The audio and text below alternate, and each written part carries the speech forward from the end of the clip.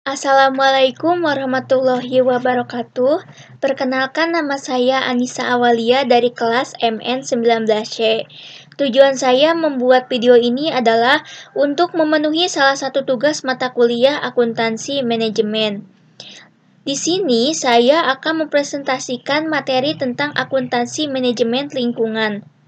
Langsung saja.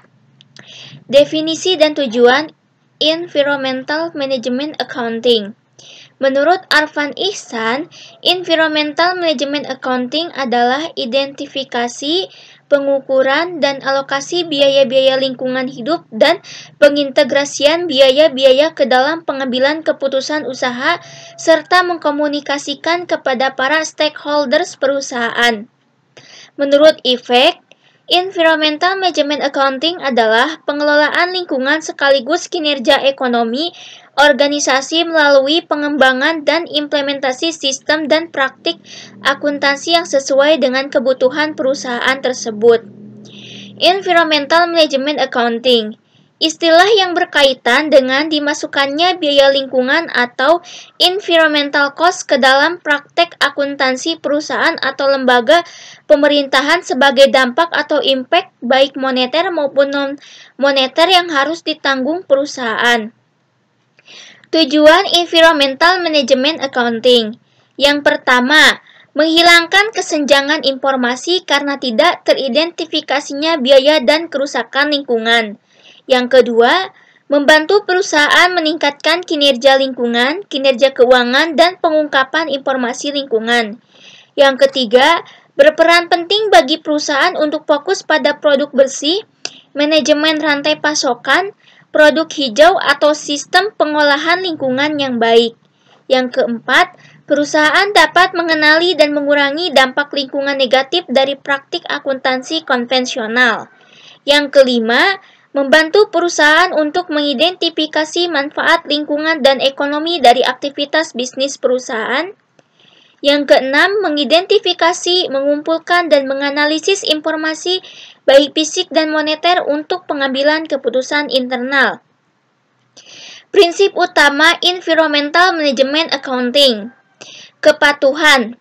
Dalam hal ini, akuntansi manajemen lingkungan harus dapat memberikan informasi mengenai kepatuhan perusahaan terhadap peraturan-peraturan yang terkait dengan lingkungan, baik yang dibuat sendiri oleh perusahaan maupun yang dibuat oleh pemerintah. Ramah lingkungan. Dalam hal ini, akuntansi manajemen lingkungan harus dapat melakukan pengawasan terhadap efisiensi penggunaan sumber daya alam dari sumber energi lain, dampak terhadap lingkungan, dan biaya-biaya yang dikeluarkan oleh perusahaan. Posisi strategis. Dalam hal ini, perusahaan harus membuat program-program yang terkait dengan lingkungan untuk mencapai tujuan jangka panjang perusahaan. Akuntansi manajemen lingkungan harus dapat mengawasi apakah biaya-biaya yang dikeluarkan dapat mencapai tujuan tersebut. Pengelolaan dan pengendalian biaya lingkungan. Biaya pencegahan. Biaya yang dikeluarkan untuk mencegah kualitas yang buruk dari barang atau jasa. Contohnya seperti biaya perancangan produk ramah lingkungan, biaya seleksi dan evaluasi pemasok yang ramah lingkungan, dan biaya sertifikasi eksternal seperti ISO 14001. Biaya penilaian atau pemeriksaan. Biaya yang dipergunakan untuk memastikan serta mengidentifikasi kesalahan pada barang atau jasa agar sesuai dengan peraturan yang ada. Contohnya seperti biaya audit terhadap aktivitas lingkungan. Biaya inspeksi terhadap proses maupun produk yang dihasilkan. Biaya pengembangan tolak ukur atau benchmark yang berkaitan dengan lingkungan. Biaya kegagalan eksternal. Biaya yang muncul karena adanya kerusakan lingkungan akibat kegiatan perusahaan. Contohnya seperti biaya pembersihan lingkungan yang tercemar, biaya ganti rugi kepada para pihak ketiga karena kerusakan lingkungan yang disebabkan oleh perusahaan. Biaya kegagalan internal. Biaya yang muncul akibat dari perusahaan menghasilkan elemen-elemen yang dapat merusak lingkungan namun masih dapat dikendalikan oleh perusahaan.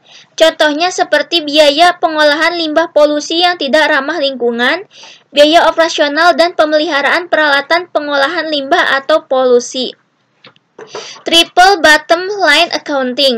Gagasan Triple Bottom Line pertama kali diperkenalkan oleh John Elkington pada tahun 1988.